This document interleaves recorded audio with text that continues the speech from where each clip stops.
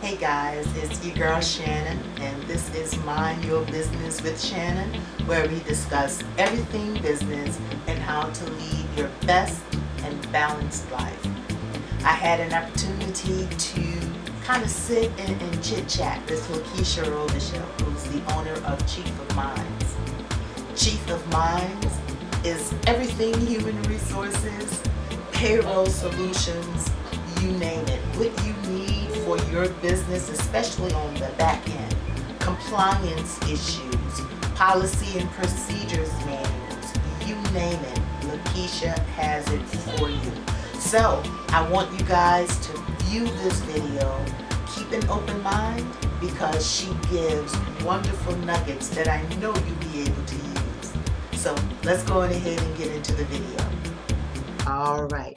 All right, Lakeisha, thank you so much for being here with us. It has been a long time since we've had an opportunity to It kind of has. sit down and chat. I am It has. so Thank you glad so that much for you're here. having me. I'm so excited to be here and chat with you. It has been a long time, but I was definitely looking forward to it today. Well, you are definitely making some boss moves. And so we definitely have to kind of get into some of the things that's been going on. Tell us a little bit about what has been going on with Chief of Minds. So Chief of Minds has been doing great. We've been growing since the last time we talked. As you know, Chief of Minds is a human resources company, and we've expanded and add sister companies. So now we have Chief of Minds Staffing, where we are a full-blown staffing agency as well, where we offer direct and temporary staffing.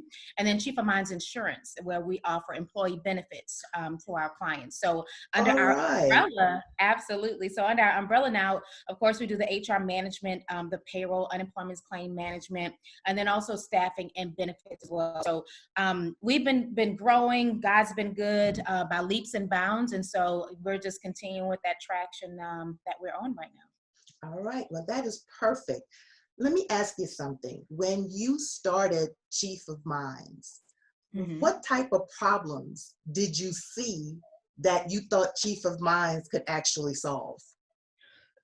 So when I first started, some of the problems was that your small to mid-sized businesses did not have a human resources company. And the reason being is that, they were in a position where they really didn't need someone to really manage a full-blown HR department, to manage all of the human resources processes and the laws that went along with them. And honestly, it made sense. However, what they still needed was the knowledge, the compliance of it, to make sure that the day-to-day pieces of it, because, was still running. Because with HR, you're monitoring and managing your most important asset, which is your employees. And so what I saw was the need to offer a service where small to mid-sized businesses can have an HR department, a team, if you would, that would be able to make sure that they're continuously compliant with HR, payroll, benefit laws, to make sure that they were providing, getting the service, whether it's on performance management, training and development, and that way something that they could still afford, but they didn't need it in-house. It wasn't the focus core of their business. They can focus on running that, and then we focus on the HR piece to make sure that that's being ran for them. And so it pretty much was a match from there. Now, normally when you say HR and we're talking about, the human resource component of everything, Mm-hmm. they normally have to have employees in order to even think about human resources. So how big do you think the small business really has to be before they even start thinking about having a human resource component? So I'll tell you that our clientele employee count ranges from one employee to 375 employees. Oh, wow. That Okay. we service. So, now I would say that, if you have one employee, you really don't need a full-blown HR department, but you really need to start thinking about, all the laws, the policies and procedures that come along with it. So for example, our client that has one employee, what we do for them is more on an a la carte basis, if you would, as needed, as necessary. So, we created their employee handbook, because this is something that you need. When you have your first employee, you need that employee handbook, because you need to lay out what the policies and procedures of your company, what the expectations are, dress code, how they will get paid, if there's any type of holiday pay, all of those things that normally go into employee handbook, they need that, because you're setting, the expectation for the employee. And they need something, you need something that you can go back and reference. And as you continue to grow, so there's that employee handbook. It's a fluid, document, if you would. Right. So starting really at the first employee, you really need to start thinking about and implementing, HR policies and procedures. And is there like a specific industry that more of your clients are, or are you just with the whole gamut of whatever it is? Yeah, we don't have a specific industry. We service from charter schools to medical facilities, construction companies, you name it. So we don't just target a specific industry, because every industry needs human resources. Regardless of what your human resource, whether you're public, private, nonprofit, you need HR. So no, we don't just cater to one industry.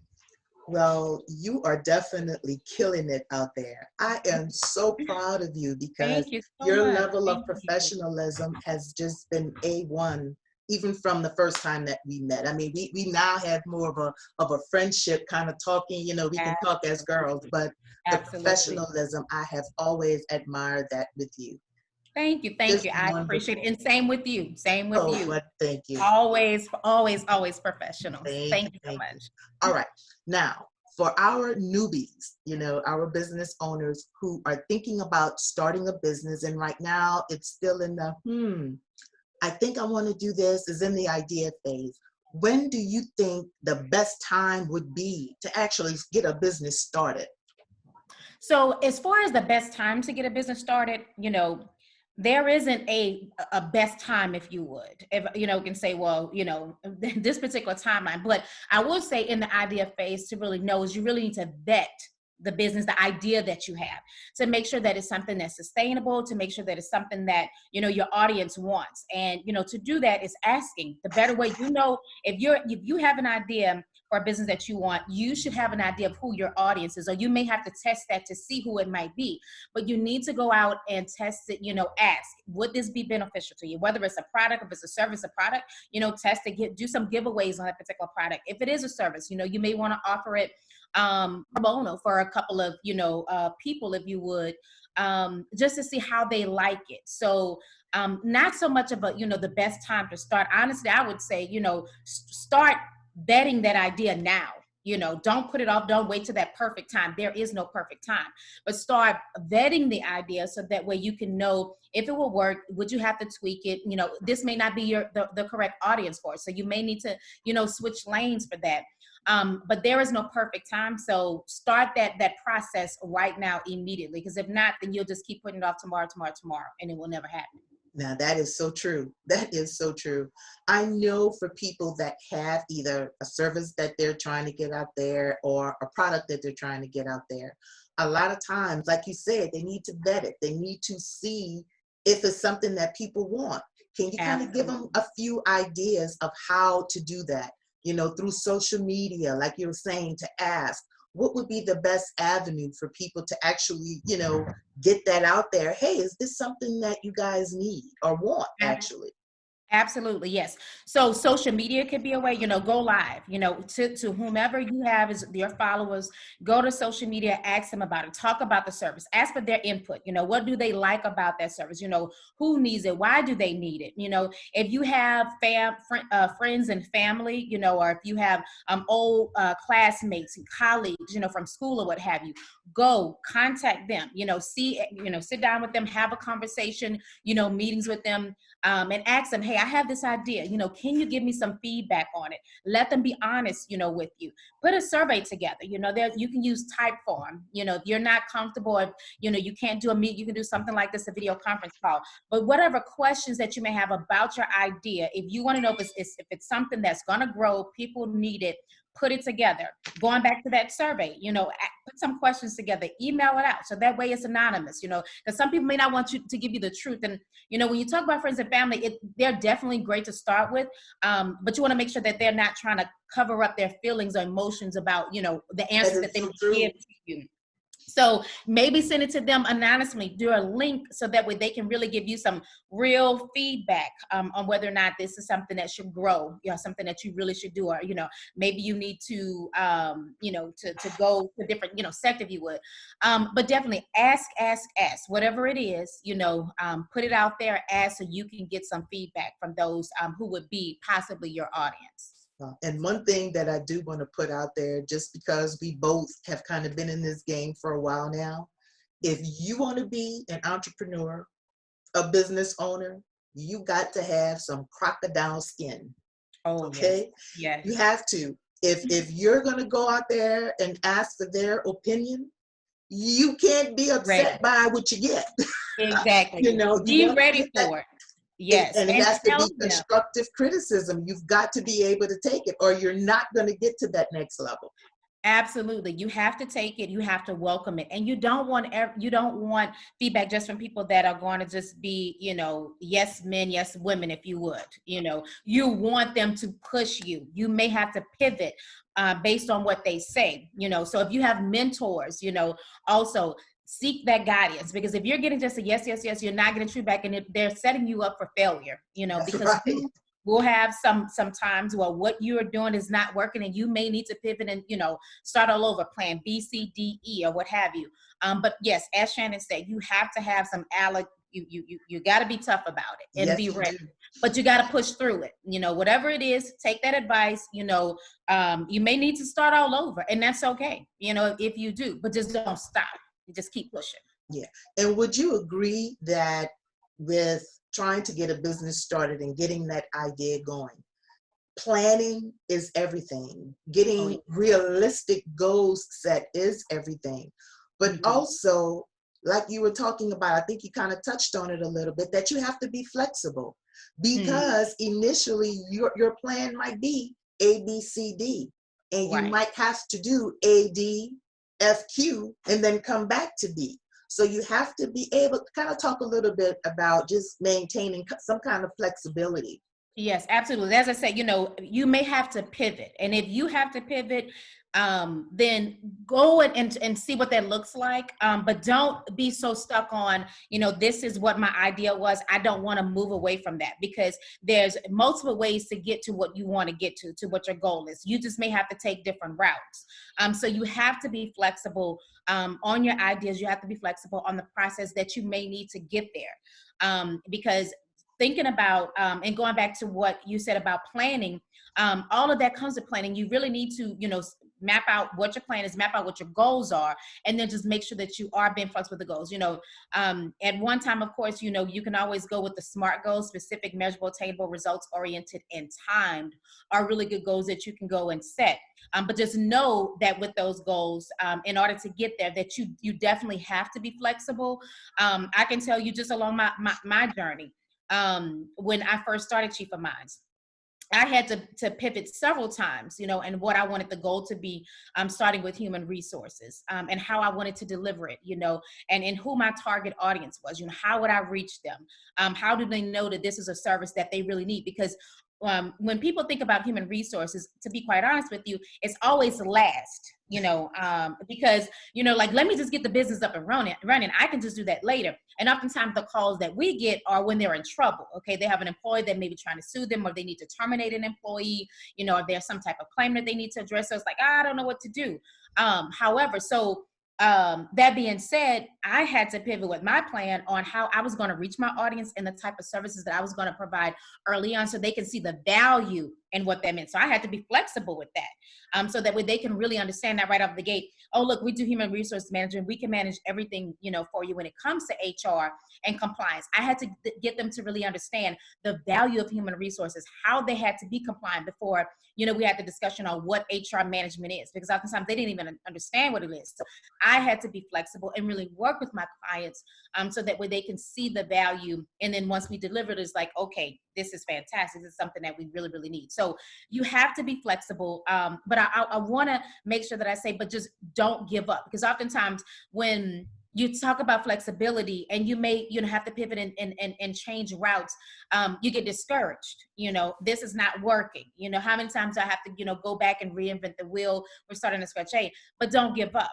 That's all a part of the entrepreneurial journey, when you're starting out. And even when you get, 5-7 years in, it's still, you have to be flexible in what you do. Right now, where we are with the coronavirus, you have to be flexible. Things are not what they were, 2-3 weeks ago. Right. So we had to change, what does that structure look like? Yeah. So, even right now with the coronavirus, I thank God, we were already set up, to have automation, electronic, all of our applications that we have, our structure, we can be flexible at any time, whether there's a natural disaster. We're set up like that where we can work from home or work really from anywhere. So, moving away from the office to where we are right now was easy, but you have to be flexible. Every business has to. And like I said, with the coronavirus right now, many businesses have to be flexible. They're adapting to ways that they did not before. And so even, startup as an entrepreneur, that's just a main key. With staying in business, being sustainable, is that you have to be flexible, adaptable to what's coming, prepare for it at the end of the day. As long as you have your plan and some goals set out, like I said, there's A through Z ways to get there. You just got to find the best way to get there. Now, this is something, this next piece that I want to kind of get into. I get this question all the time. And because I do a lot with nonprofits and doing grants and things like that, I get a lot of questions. Mm-hmm. Is there a grant for me to start up my business? And then I have to say no. Right. It's like they become, it's like their whole world has become deflated. But I have to be honest with them that if there was a grant for startup businesses, I would have been the first one applying for it. Okay. Exactly. So it's just not there. So for people just trying to start up, or even if they already have a business and trying to expand it, let's talk about how do they obtain financing for their businesses, whether, like I said, whether it's startup or they're trying to expand.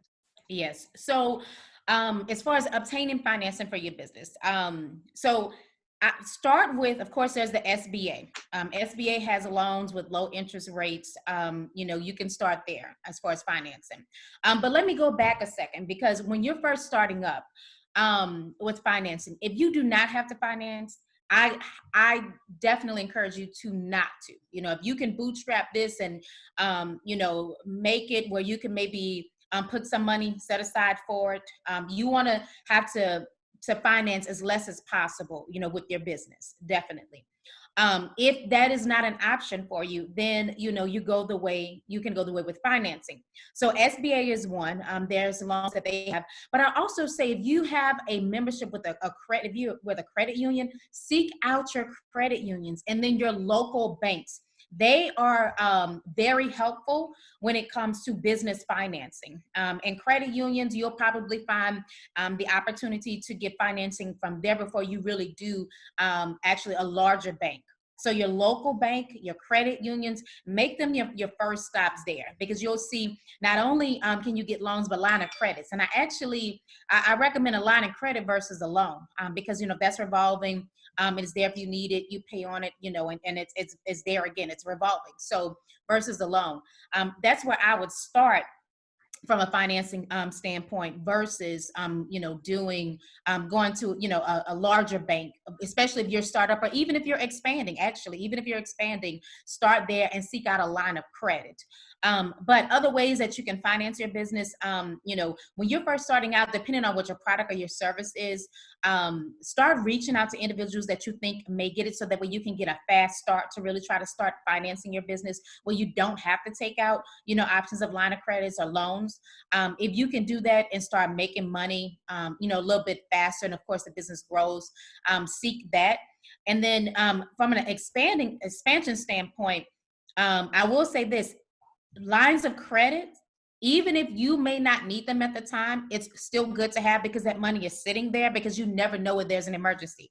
Here we are with the coronavirus, you don't know what it's going to look like, within the next 2 or 3 weeks. If you do have the line of credit there, you can access it, as necessary, and it's just there, and you don't have to go through the process of applying for it. You've already done so. So I would say, it's for the expanding, scaling businesses. That's a great option. Even when you don't need it, seek it, get it, just let it sit there. So if and when you do, you already have it. You were saying earlier about how you could work from anywhere, how your business is set up that you can work literally anywhere and do things remotely, and that certain portions of your business is now automated. But what about those businesses that are trying to get everything set up brick and mortar? There are some businesses, such as mine, where a home-based office, technically does everything, that there really isn't a need to actually go out and pay rent for an office. What do you think the rule of thumb would be for those who are kind of just doing things from home, and now they're thinking, you know what, maybe I ought to go and try to get an office space? What would be the criteria in determining if that's really what they need to do? So first off, I would say, if you don't have to, don't do it. Oftentimes that's just a stigma. You got to say that again. If you don't have to, don't do it. Most people, they just like the look of it. Let me go and get an office so I can say that I have an office. If your business is thriving, there is no need to go and get a brick and mortar office. It's not necessary. If you want to keep your overhead as low as possible, if you can continue and thrive in a home-based business, continue to do so, because that's just money that you're putting out, and that gets expensive. Whether if you're trying to lease or if you're trying to purchase a building, what have you, that's overhead expenses that can actually be going, back into the business, profits that you can have, and, revenue or income to you, depending on how your business is structured. But keep your overhead as low as possible. I promise you it'll be better in the long run. And so many businesses are navigating towards remote work, even expanding with the team. If it's not necessary, there's so many platforms that you can use for accountability to see when employees are working, and that is definitely important. Invest in that. But it removes the need to have a brick and mortar building. If you're not having a lot of meetups and conferences and meetings that you need to see, face to face and be there physically, there really isn't a need for it. However, if you have a business that, that is one of the core pieces of your business, where you need to have clients coming in and out to have meetings, that may be something that, you may need to do. And then you can think about it. However, I would say definitely you should have at least 3 months of expenses saved up before you make that leap. So when we say expenses, I'm talking about from your rent to your utilities, to the phone, to the internet, and every other application month to month, SaaS program that you may have. You need to look at all of that, budget that, and you have at least 3 months saved up, because you don't know, what it's going to look like down the road. And so you need to have that emergency saved up, and you need to keep it there. So if you come up some tough times, you may lose a couple of clients, hopefully not, but that may happen. So at least have that set up before you make the decision, that leap to go and get into brick and mortar office. But if you don't have to, please don't go do so. It is not necessary. Amen, amen, and amen. And amen. All right. Can you tell us a little bit about what's needed for business operations? Yes. So depending on where you're at in your business, just baseline for business operations, you definitely need a phone. You need a way for them to contact you. You need an email address, so that way they can email you. They need some way, to be able to communicate outside of a phone. And email address is so important, because you want to get a marketing platform where you can submit email campaigns, because you want to build your email list as well too. That's so important right now. So, and when I talk about that, I can tell you that we use Moosend, Moosend. That's who we use for our email marketing campaign, which I love the platform. What we do is anytime that there's updates, like right now, we're sending communications out right now about what's going on with unemployment claims, the coronavirus, the Families First Corona Response Act, Disaster Act. So, we're sending out a lot of communication, and you need to be able to communicate with your clients, with your audience as well too. And this gets tough trying to do this through email. You need something that can send bulk, email out, and you need to do this with an email mailing platform, because you don't want to get blacklisted, marked as spam with doing so. So something like Moosin, another one is MailChimp that a lot of people use. So that way you can stay in constant communication about what's going on. If you needed to promote something that's going on, like different sales or what have you, it's a good idea to have that also. So of course you need internet access, because that's the way now. If you don't have internet access, then it's hard to really do, anything. You need some type of technology, whether it be a laptop, desktop, what have you. Now, applications and what you use, that would be a bit different based on your industry, exactly what you would need. I would say, like right now, we're using Zoom. This is something, that you would definitely want to go in and still have, because you need a way to, video call, especially during a time like this. We use Zoom, and we use Victera as one that we use. And with Victera, it actually has whiteboards that we can actually write on, share documents, what have you, whatever.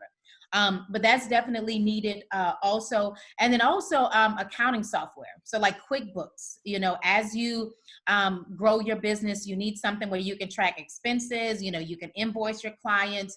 It connects directly to your bank. So these are baseline, I would say, items or software technology that you would need. Also a CRM, because you want to maintain like a database, if you would, of your clients, your communication with them, the services that you're providing with them. It gets hard. You can put this in a spreadsheet, but I would highly recommend a CRM, so that way you can keep track of, who you've spoken with, who you have in sales is so important, because if you're not doing sales, you're not making money. That's You should be right. doing sales absolutely, each and every day in, day out, whether it's making phone calls, whether it's sending email campaigns, but that CRM should really track, also can help you track, your communication with them, depending on what type of CRM, that you do have. So those are Let some them know, before you go any further, let them know what CRM stands for. Customer relationship management, is what it stands for. And it's a system we use. Salesforce, who we use, it's a fantastic, software. But we go, and that's how we track, our clients, our potential clients, what have you. But it's definitely a tool to navigate and let us know where we are, where we need to be based on our sales cycle. And so that's something that, starting off, those are kind of, I would say, absolutes, if you would, the foundational pieces that, like I said, depending upon your industry, you may need more, but starting off with the business, that's what you want to have, so that way you can, move forward and, can get the wheels turning for your business. Lakeisha, you are a wealth of information. Well, Thank you so much. And I know that you're busy, but just having you say yes was absolutely wonderful. And I know that the nuggets that you gave really is going to be able to help somebody. And that's basically what we want to be able to do, is to be there to help, because I know when I started out, and I'm pretty sure you can agree, we didn't have anybody to kind of guide us through. We had to fall in pits and scratch and dig our way back out, so absolutely. Yeah, so just being able to provide the information. And before, go ahead. Two other things that I forgot to mention that I want to say for those who are just starting. I talked about things that you need for your business, but I also want to make sure that I mentioned that make sure that your business is incorporated, because, and you have the structure.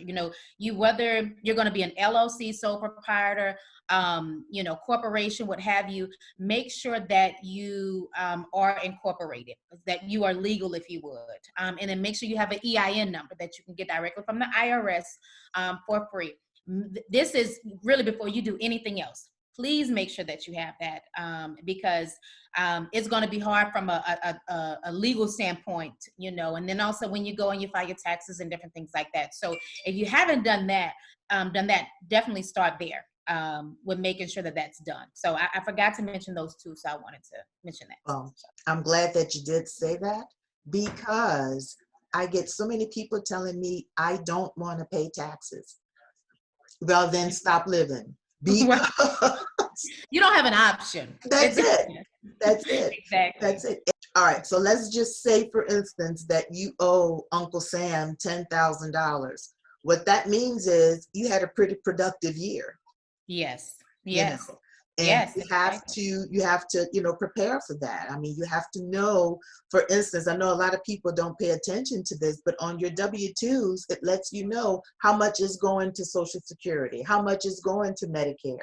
And it's Right. a percentage of what you're making. So you have to start putting that amount on the side, because that's where your self-employment taxes come out. It's the same thing that everybody else pays on their W-2. Uncle Sam is going to get it from you too. Yes, absolutely. He will. Some way or another, he will. And speaking of that, because when we get on the payroll side, we process payroll. Oftentimes our clients will say, well, why do I have to pay taxes for my employees? That's an absolute. There's no way around that. You have to pay taxes for your employees. It just comes with it. And so I want to say this, because there's so many businesses that get in trouble behind this. So what sometimes people will do, business owners will do, instead of paying the employee as they should, they will pay them as a contractor.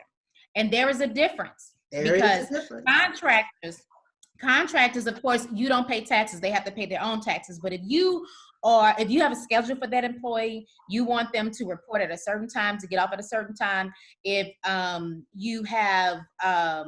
you are allowing them to use your equipment, if they're not using their own equipment, to work. And so if those are just some of the examples, then you are treating them like an employee. That's right. And if you are treating them like an employee, then you should be paying them as an employee, because what happens is, when that particular employee or contractor, as you would call them, when it's time for them to file their taxes and they realize that no taxes have been taken out, they get upset. And what happens is they will file a claim, and then the Department of Labor will come back and investigate that and see that you actually, have been paying that employee accordingly. So, or treating that employee accordingly, should I say. So employees should be paid as employees.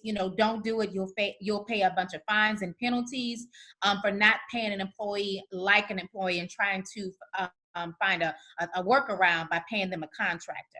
If that contractor is not invoicing you using their own equipment, if they don't have other clients, if you're just their only quote unquote client, they're not a contractor. So really do some research on that if you plan to do that, because it can come back to haunt you and really cost you a lot of money that you could have saved in the long run. Just by doing it the right way, not wanting to pay taxes. And yes. It's even biblical, because there is a certain passage in the Bible that says, render to Caesar what is Caesar's. Caesar. That's right. Exactly. That is right. Simple as that. That's it, and you can't get around it. Can you just give us just one more little nugget, Lakeisha? Just something that you just want everybody to remember. If they don't remember anything else that was said in this interview, what would you give them? I would say do the work. Because, and what I mean when I say do the work, it's not going to be easy, whether you are starting a business or when you're growing a business. Oftentimes, we want to do the quick fix, how can we go and do this? But it requires work. It requires for you to be consistent, with what you do. Do the work, what it takes, to get it done. It's going to be long nights. It's going to be long days. But you will be successful as long as you do the work. A business, oftentimes you hear people talk about a business plans. Honestly, my personal, I'm not I'm not I shouldn't say supporter, but business plans, 5-year business plans, I would say, they get outdated very fast. Yes. I'm a big supporter of business strategy, which goes back to what you said, Shannon, about planning. Have a business strategy that talks about, who your target audience is, what your services are, what your timeline is to get it off the ground, how you expand, who you will market to, what would your funding look like. Put a business strategy together. What will your team look like in a couple of years? Put that together and follow that, and edit it, revise it as necessary. It's going to be a fluid document that you work through, but you need something, a foundation, so that you can That's start right. saying all over the place, that you really can stick to, and that'll be your guide to go. But part of that, again, is doing the work. You have to do the work to see the results. Nothing is going to be easy when it boils down to it.